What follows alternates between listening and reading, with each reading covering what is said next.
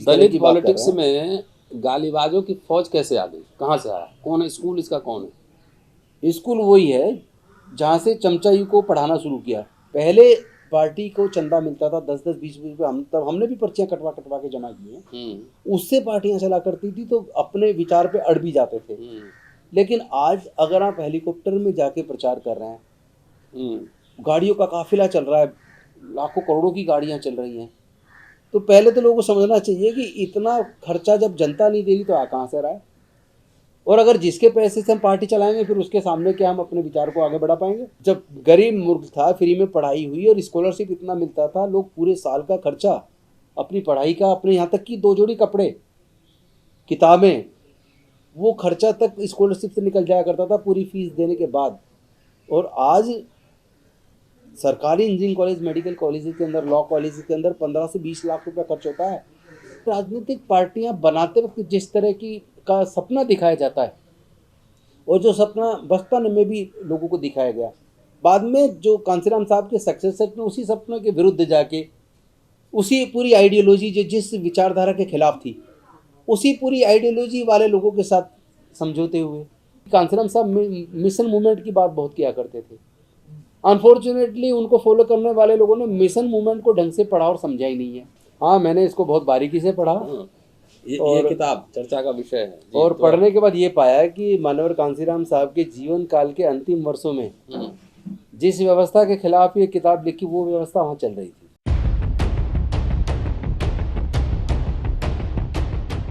आज हमारे साथ बातचीत में राजेंद्र पाल गौतम साहब हैं, एडवोकेट राजेंद्र पाल गौतम। दिल्ली सरकार में पहले मंत्री थे, अभी कांग्रेस पार्टी इन्होंने ज्वाइन की है। समता सैनिक दल से जुड़े हुए थे आप जी। बसपा के कभी मेंबर नहीं रहे, लेकिन काम किया चुनाव में। हाँ, एक कार्यकर्ता की तरह, एक समर्थक की तरह। इसके बाद आप आम आदमी पार्टी में आए, पॉलिटिकल पार्टी। पहला जो उन्होंने ज्वाइन किया आम आदमी पार्टी, ये दूसरा टर्म, तीसरा टर्म एमएलए, दूसरा। और उसके बाद रिजाइन करके कंट्रोवर्सी हुई थी 22 प्रतिज्ञा को लेकर, ये भी आपको पता होगा। उस समय मिनिस्टर थे, इन्होंने रिजाइन कर दिया और अब आम आदमी पार्टी विधायकी से भी रिजाइन करके कांग्रेस में। राजेंद्र पाल गौतम साहब को आजकल खूब गालियां पड़ रही हैं, चमचा हो गए हैं, गांधी के हरिजन, दरिजन, ये सब विशेषण आपको दिया जा रहा है। तो क्या अंबेडकरवादी समझ किसी खास पार्टी का कॉपीराइट है? आपने ये तो पढ़ा ही होगा। हाँ, मैंने इसको बहुत बारीकी से पढ़ा। ये किताब चर्चा का विषय है और पढ़ने के बाद ये पाया कि मानवर कांसीराम साहब के जीवन काल के अंतिम वर्षों में जिस व्यवस्था के खिलाफ ये किताब लिखी, वो व्यवस्था वहाँ चल रही थी। अच्छा, जो लिखे वही वहाँ चल रही थी। तो जरा बताइए, एक्सप्लेन कीजिए। देखिए, आप ये समझिए कि वहाँ पे सोनेलाल पटेल भी वहीं थे, वो अलग हुए, अपना दल बना। और वहीं से स्वामी प्रसाद मौर्य अलग हुए, उन्होंने अपनी पार्टी बनाई मध्य प्रदेश। वहीं से राजभर जी थे, उन्होंने अपनी पार्टी बनाई। वहीं पे फूल सिंह बरैया थे, और एक समय लग रहा था कि मध्य प्रदेश में अब बीएसपी की सरकार बनेगी। और उसी बड़े मंच से जहाँ से बीएसपी की सरकार बनने का सपना साकार होता दिख रहा था, उसके तुरंत बाद उनको हटाया गया। और अनेकों ऐसे कितने बड़े बड़े नाम हैं जो मैं गिना सकता हूँ, जो एक समय कांसीराम साहब ने जो बहुजन समाज बनाने की जो संरचना की और जो सपना देखा और बनाया, और काफ़ी हद तक उसे सफलता तक पहुंचाया। और क्यों सब नुकसान होता, उसके ऊपर जो किताब लिखी, चमचा युग। लेकिन उन्हीं के जीवन काल के जो लास्ट के वर्षों को अगर आप देखेंगे, तो अंदर ही इतना चमचा युग पनप गया कि धीरे धीरे वहाँ से बड़े बड़े नेता, अलग अलग जातियों के, ओबीसी के, एससी के, धीरे धीरे जो किनारे हुए। और बहुत सारे ने तो अपनी, यहाँ तक कि निषाद पार्टी जो बनी, वो भी बीएसपी में, तो सब इतनी सारी पार्टी बन गई वहीं से निकल के।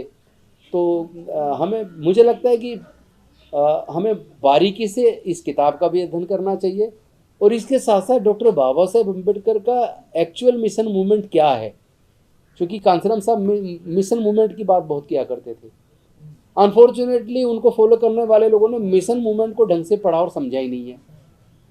वो सवाल केवल एक पार्टी का तो है नहीं, सवाल तो विचारधारा का है। विचारधारा से अगर पार्टियां हट जाएं, उस पार्टी का क्या मूल्य? जैसे मैं एक एग्जाम्पल दे के कहूँगा, आपको याद होगा कि 2011 के आसपास दिल्ली के अंदर एक आंदोलन चला जिसमें अन्ना हजारे, अरविंद केजरीवाल एंड कंपनी कहूँगा उसको, उन सब लोगों ने किस मुद्दे पे आंदोलन किया था? भ्रष्टाचार खत्म करेंगे, ब्लैक मनी वापस लाएंगे, लोकपाल बिल लाकर लोकपाल लागू करेंगे और भ्रष्टाचार का अंत करेंगे। लेकिन उसके बाद वो लोग सत्ता में भी आए पर लोकपाल पे कभी कोई चर्चा नहीं होती। ब्लैक मनी वापस लाने की बात हुई लेकिन ब्लैक मनी के बारे में बोलना भी बंद कर दिया। स्वराज की बात करते थे, मोहल्ला सभा करेंगे और मोहल्ला सभा में जनता फैसले लेगी। लेकिन यहाँ तो उनके खुद के नेता भी उनसे नहीं मिल सकते, एमएलए नहीं मिल सकते आसानी से। और सुबह रोज जनता संवाद की बात थी, जनता संवाद हुए 5 साल हो गए। तो एक तरीके से मैं ये देख पा रहा हूँ कि राजनीतिक पार्टियां बनाते वक्त जिस तरह की का सपना दिखाया जाता है और जो सपना बचपन में भी लोगों को दिखाया गया, बाद में जो कांसीराम साहब के सक्सेसर ने उसी सपनों के विरुद्ध जाके उसी पूरी आइडियोलॉजी जो जिस विचारधारा के खिलाफ थी उसी पूरी आइडियोलॉजी वाले लोगों के साथ समझौते हुए और आज कहाँ बाबा साहब ने जब अनुसूचित जाति का घोषणा पत्र जारी किया था 1951 में, पहले लोकसभा चुनाव के समय, उसमें साफ स्पष्ट लिखा हुआ कि आरएसएस और हिंदू महासभा जैसे संगठनों से हमारा समझौता नहीं होगा। लेकिन यहाँ समझौता हुआ, 3 बार जो है सीएम बना गया। तो क्या बाबा साहब जो अम्बेडकराइट पॉलिटिक्स कहते हैं, क्या अम्बेडकराइट पॉलिटिक्स करने वाले अम्बेडकर को पढ़ते हैं? जितना मैंने अध्ययन किया है मुझे लगता है कि बाबा साहब को ढंग से लोगों ने समझा ही नहीं है। अगर जैसे हम लोग डिफाइन करते हैं कई बार अपने भाषणों में, बहुत सारे नेता बोलते हैं एजुकेट, एजिटेट, ऑर्गेनाइज। तो एजुकेट का मतलब लोग अपने भाषण में कहते हैं कि उसका मतलब पढ़ के नौकरी पा लेना नहीं है, बल्कि प्रज्ञा पर आधारित ज्ञान हो, आप सही गलत का फैसला कर पाएँ, आपका साइंटिफिक टेम्परामेंट बने, वैज्ञानिक दृष्टिकोण अपनाएं, आप अंधविश्वास पाखंडवाद पे या किसी ने कुछ कह दिया ऐसे ही अंधे होकर चल रहे हैं। तो उसकी तो एक तरह से जो एजुकेशन का मतलब बताया हमने, उसको हमारे लोगों ने उल्टा पढ़ा। उसी तरह यहाँ भी हुआ है। जब गरीब मुल्क जो सब फ्री में पढ़ाई हुई, जब गरीब मुल्क था फ्री में पढ़ाई हुई और स्कॉलरशिप इतना मिलता था, लोग पूरे साल का खर्चा अपनी पढ़ाई का, अपने यहाँ तक कि 2 जोड़ी कपड़े, किताबें, वो खर्चा तक स्कॉलरशिप से निकल जाया करता था पूरी फीस देने के बाद। और आज सरकारी इंजीनियरिंग कॉलेज, मेडिकल कॉलेज के अंदर, लॉ कॉलेज के अंदर 15 से 20 लाख रुपया खर्च होता है। नहीं है लोगों के पास पैसा, पढ़ाई छूट रही है। कहाँ है हमारी वो राजनीतिक पार्टियां? क्या बाबा साहब देकर गए, क्या छिन गया, क्या गौतम जी? एक लाइन बड़ा दलित लोग यूज करता है जी कि देश का हुक्मरान बनना है, शासक बनना है, दलित की बेटी सीएम पीएम, ये सब चलता है। और एक बाबा साहब के एक भाषण को कोट कहीं से किया जाता है जी। वो भाषण है मद्रास का 1944 का सितंबर, और आखिरी पैराग्राफ में बाबा साहब लिखते हैं कि हमें गवर्निंग क्लास बनाना है, शासक समुदाय, इंडिविजुअल नहीं। और उसका सूत्र भी वो दे रहे हैं, हायर एजुकेशन। तो ये पूरा दर्शन दलित अपने बल पे नहीं बन सकता है जब तक कि आप सोशल कोलैबोरेशन नहीं करेंगे, पॉलिटिकल कोलैबोरेशन नहीं करेंगे। क्या आप विजुलाइज कर रहे हैं कि अपने दम पे दलित जनाधार वाली पार्टी, अब तो बहुजन भी नहीं है, बहुजन तो मिथ है एक तरह से, बहुजन तो कुछ नहीं है, वो सर्वजन हो गया, आप सब चलिए। क्या बन सकता है? क्या बाबा साहब को उल्टा पढ़ा दलित लोगों ने?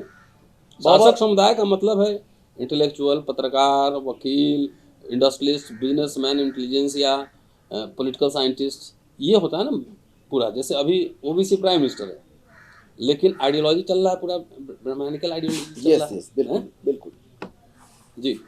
देखिए, आप इसको ये समझिए कि बाबा साहेब के विचार को आपने पूरी तरह मिसकोट किया है। नाम बाबा साहब का ले रहे हैं और काम उसकी बिल्कुल विचारधारा के उलट कर रहे हैं। यही सब जगह हुआ, बाबा साहब को ठीक से पढ़ाई नहीं, जितनी ये बहुजन अपने आप को पार्टियां बोल रही हैं। आप देखिए वो जहाँ जहाँ चुनाव लड़ रहे हैं क्या हो रहा है। पहले पार्टी को चंदा मिलता था 10-10, 20-20 रुपये, तब हमने भी पर्चियां कटवा के जमा की हैं, उससे पार्टियां चला करती थी, तो अपने विचार पे अड़ भी जाते थे। लेकिन आज अगर आप हेलीकॉप्टर में जाके प्रचार कर रहे हैं, गाड़ियों का काफिला चल रहा है, लाखों करोड़ों की गाड़ियां चल रही हैं, तो पहले तो लोगों को समझना चाहिए कि इतना खर्चा जब जनता नहीं दे रही तो कहाँ से रहा है। और अगर जिसके पैसे से हम पार्टी चलाएंगे फिर उसके सामने क्या हम अपने विचार को आगे बढ़ा पाएंगे? तो ये बहुत सारा मिथ है। बहुत सारी चीज़ें जो पर्दे के पीछे चल रही हैं, जो लोगों को दिख नहीं रही हैं, क्योंकि हमारा भोला समाज है, भावुक समाज है। उसे भोला भावुक को इतना भावुक है, इतना भोला है, उसे सपना दिखा दे हुक्मरान बनने का। जैसा आपने कहा कि जो इलीट क्लास, जो हमें जो एजुकेशन का जोन सा रास्ता बनना था, यानी पॉलिटिकल एक जो क्लास बनना था, उस पॉलिटिकल क्लास का मतलब ये नहीं था केवल हम एमपी एमएलए बन जाएं, क्योंकि सत्ता में ताकत जो है वो केवल एमपी एमएलए के पास नहीं है। करेंगे क्या वो तो केवल लेजिस्लेटर है, वो तो सरकार के 4 महत्वपूर्ण अंग में से एक ही हुआ। लेकिन चीज़ों को आगे बढ़ाने के लिए एग्जीक्यूटिव भी चाहिए। एग्जीक्यूटिव में सीनियर लेवल पे हमारे लोग है ही नहीं, क्योंकि उसका ब्यूरोक्रेसी में सिलेक्शन ही जाके दूसरी तीसरी दफ़ा चौथी दफ़ा होता है। तो जो जब सेक्रेटरी, कैबिनेट सेक्रेटरी और डिपार्टमेंट गवर्नमेंट ऑफ इंडिया के सेक्रेटरीज बनने का टाइम आता है, वहाँ तो 81 में कोई 1-2 मुश्किल से बन पाता है। इसी तरह स्टेट्स के अंदर भी उसी तरह का होता है, चीफ सेक्रेटरी और बाकी सेक्रेटरीज होते हैं, तो उसमें बनेगा वो जो सीनियर लेवल पे है। तो आपका जब आप सिलेक्शन ही आपका 28-29 साल की उम्र में आके हो रहा है, और जिसका 22 साल की उम्र में सिलेक्शन हो रहा है, IAS बन रहा है, तो फिर ऊपर तो बॉस वो बनेगा। और एक मिनट मैं बात आपकी पूरी कर दूं, जहाँ जो कहना चाह रहे थे, ब्यूरोक्रेसी के साथ साथ judiciary, supreme court, high court के अंदर आपके जजेस नहीं है। और चौथा बड़ा मजबूत स्तंभ जो आजकल मीडिया ट्रायल चल रहा है, जिससे कोर्ट तक भी प्रभावित हो रही है, तो मीडिया में आपका कुछ भी नहीं है। आपकी बात, यानी मीडिया लोगों के दिमाग को प्रभावित कर रहा है। मीडिया से न्यायालयों के जजमेंट बन रहे हैं, चुनाव प्रभावित हो रहे हैं मीडिया से, और मीडिया में आपका कोई है ही नहीं। तो फिर आपने कौन सा वो हुक्मरान क्लास बनाओगे जब मीडिया आपके पास नहीं है, जुडिशरी में आपका रिप्रेजेंटेशन नहीं है, ना मीडिया में ना जुडिशरी में, और ब्यूरोक्रेसी में टॉप लेवल पे नहीं है, और आप फिर इंडस्ट्री में आप कहीं नहीं है, ट्रेड में आप कहीं नहीं है, नेचुरल रिसोर्सेज आपके पास नहीं है। तो आप अगर MP MLA बन भी गए तो आपका तो पॉलिसी बनाने वाला तो वही है जो आपकी विचारधारा के खिलाफ काम कर रहा है। फ्रीशिप खत्म, फेलोशिप खत्म। अरे आप कर भी लोगे, मान लो आप बन गए मुख्यमंत्री, आपने कोई पॉलिसी बना के किसी तरीके से जबरदस्ती लगा के धमका सटका के पास करवा भी दी, वो एक छोटी सी PIL लगवाएंगे और कोर्ट से स्टे होगा। आपकी 5 साल की सरकार कब में चलेगी पता भी नहीं चलेगा, लेकिन PIL डिसाइड नहीं होगी। तो पहले तो लोगों को समझना पड़ेगा कि एक्चुअल में सत्ता के ताकत के जो केंद्र वो कहाँ कहाँ हैं, और उन केंद्रों को कैसे आप उसमें हिस्सेदारी अपनी बना सकते हैं। उसमें जो इंटेलेक्ट चाहिए, जो प्रोफेशनल्स चाहिए। आपने अपने बच्चों को आप BA MA करा रहे हो, उससे बन के क्या कर लेगा कोई, और लॉ कर रहा है तो मतलब आप जब जो हमारा बेस्ट ब्रेन है, आप तो यूनिवर्सिटी में पढ़ा रहे हैं, बेस्ट जो ब्रेन है हमारा, बेस्ट ब्रेन लॉ नहीं कर रहा है। बेस्ट ब्रेन हमारा जो वो पत्रकारिता में नहीं है, वो बिजनेस में नहीं है, वो थॉट प्रोसेस में नहीं है। बेस्ट ब्रेन क्या कर रहा है, वो ब्यूरोक्रेसी में, इंजीनियरिंग मेडिकल। अरे क्या कर लोगे इंजीनियरिंग मेडिकल में। बाबा साहब की एक मोडस ऑपरेंडी थी कि रूलिंग एलीट से डायलॉग करते थे, जी है ना, मेमोरेंडम देते थे, अपने डिमांड्स रखते थे कि हमारे अस्पृश्य वर्ग के लिए आप ये काम कीजिए, ठीक है। और फ्रीशिप और ये सब तमाम उसी समय आया, लॉर्ड लिनलिथगो के शासनकाल में स्कॉलरशिप। क्या दलित पॉलिटिकल विमर्श में कहीं ये कोई डायलॉग करना है, कम्युनिकेशन करना है, मिलना है, दलित एजेंडा को पुश करना है, कहीं कुछ है? नहीं है। सही सच कहूँ तो अभी नहीं है। आज मैंने बजट का निकाला कि बजट जो है 48,20,512 करोड़ रुपए का है। 15% इसमें से शेड्यूल कास्ट, 7.5% शेड्यूल ट्राइब का होना चाहिए।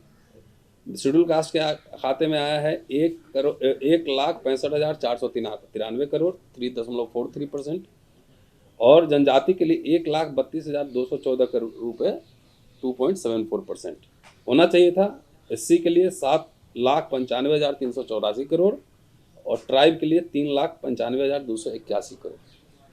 लेकिन मिला कितना? वो भी उल्टा पुल्टा काम में खर्चा हो रहा है। वो शेड्यूल कास्ट ट्राइब के भलाई तो डाइवर्ट हो रहा है ना, डाइवर्ट हो रहा है।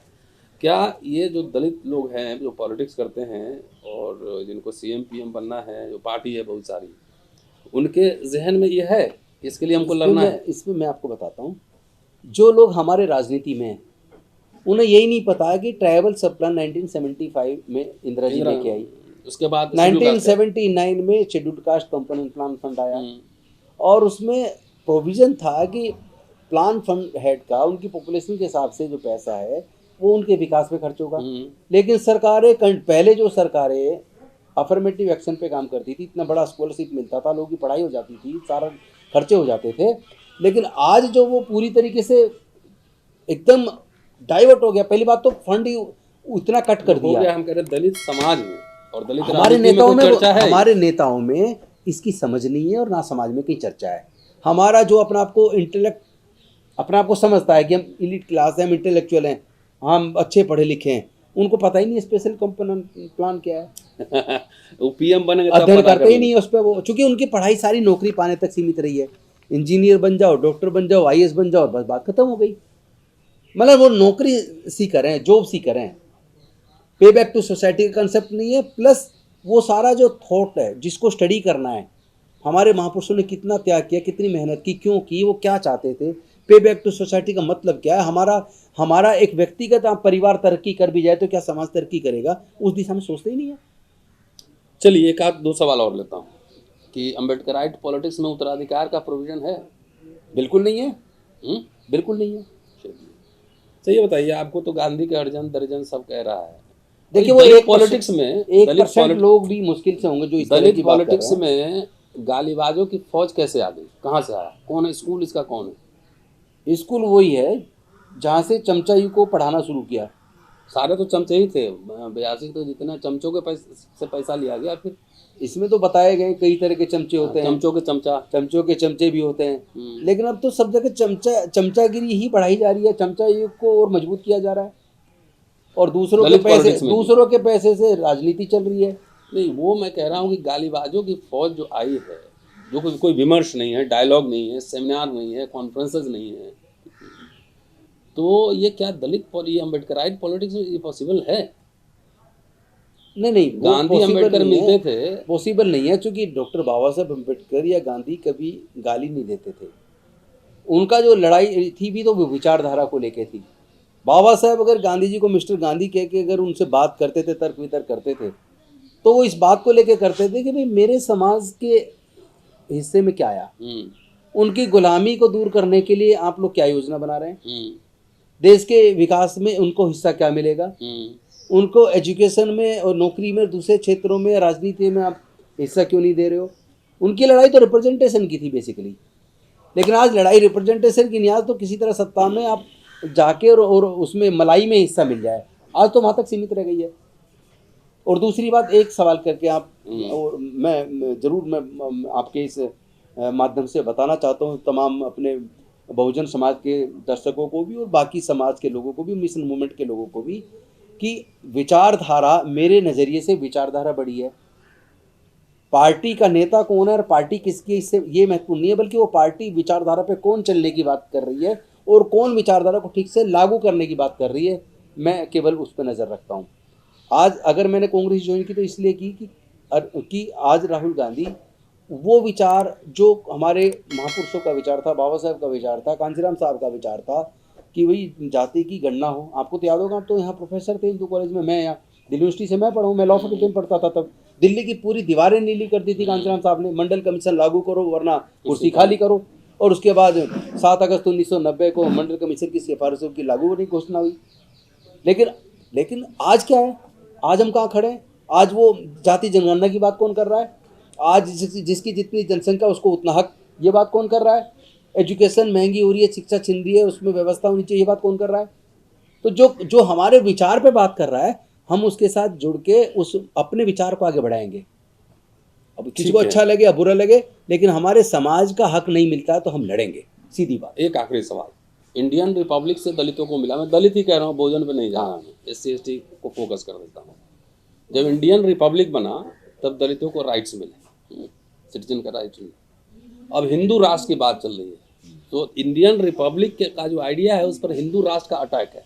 हिंदू राष्ट्र का मतलब दलितों, आदिवासियों, पिछड़ों के अधिकार का धीरे धीरे समाप्ति। ऐसे स्थिति में दलित समाज को क्या करना चाहिए, किस खेमे में रहना चाहिए? वो इंडियन रिपब्लिक के साथ है या हिंदू राष्ट्र की पालकी ढोने वाला है, प्रत्यक्ष या अप्रत्यक्ष रूप से? देखिए, अभी तक तो ये देखने में आ रहा है कि वो उस पालकी को ढो रहा है जो मनुस्मृति को लागू करने की बात कर रही है। क्योंकि हिंदू राष्ट्र का मतलब है बाबा साहब के संविधान के विरुद्ध जाके वापस मनुस्मृति वाला शासन लाना, जिसमें हमारे हाथ से शिक्षा पूरी तरह छिन जाए, जिसको वो लागू कर भी चुके हैं। अब मनुस्मृति की जरूरत नहीं, उन्होंने शिक्षा को इतना महंगा कर दिया कि अपना आप ही छिन जाए। और साथ में हमारा रिजर्वेशन खत्म है, चूँकि उन्होंने सारी नौकरियाँ लगभग प्राइवेटाइज कर दी हैं।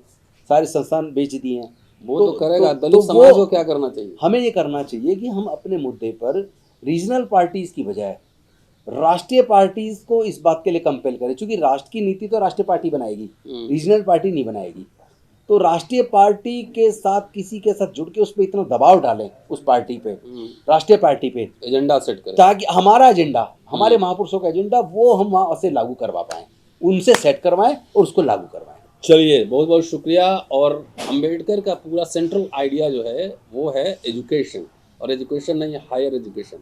संविधान खत्म करने की घोषणा नहीं होगी, संविधान के प्रावधान को धीरे धीरे खत्म कर दिया जाएगा, आप ऑटोमेटिकली खेत की ओर चले जाएंगे, नेचर के पास चले जाएंगे। एजुकेशन खत्म मतलब सब खत्म हो गया, वहीं से पूरे रास्ते निकलते हैं। तो क्या करना है, आप बेहतर हैं, समझदार हैं, लेकिन विमर्श जारी रहना चाहिए। और दलित राजनीति में गाली गलौज की जो परंपरा आई है, जरा सोचिए इसके जिम्मेदार कौन लोग हैं। पिताजी के पेंशन से जो है जींस पैंट पहन के घूमना है और सिर्फ नारे लगाने हैं। शुक्रिया, देखते रहिए।